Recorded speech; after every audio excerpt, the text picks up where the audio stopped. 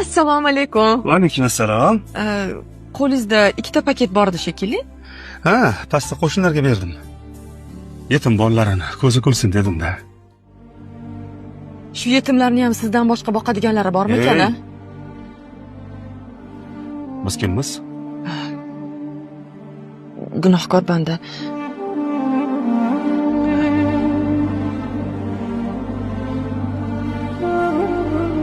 Gaplarimni quloqlaringiz bilan emas, aqlingiz bilan eshiting.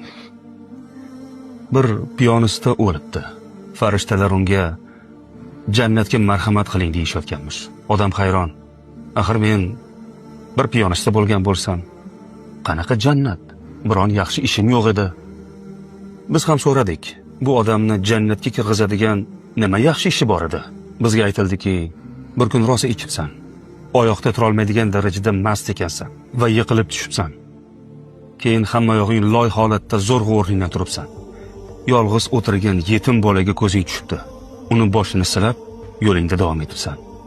Odam yig'lab voribdi. Eslayman o'sha paytni. Eslayman-da, lekin maqsadim bolaning boshini silash emas edi. Qo'limni loyini artish edi. Farishta javob beribdi. Seni maqsading yomon bo'lgan bo'lishi mumkin. Lekin sen o'zing istamagan holda Robbimni bir yetim bandasini ko'zini kulishiga sababchi bo'lding. Shu sababli afv etilding. Shu saryog'ni ham qo'shniga olib chiqib bersam maylimi? Nimaga? Yetimlarni ko'zini kuldirib jannatga kirgim kelyapti.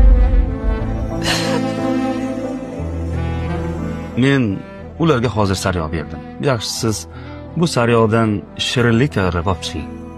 Rahmatini chegarasi yo'q bo'lgan Robbim bizlarni bir yetimni ko'zini kuldirganimiz uchun bo'lsa-da gunohlarimizni kechirsin.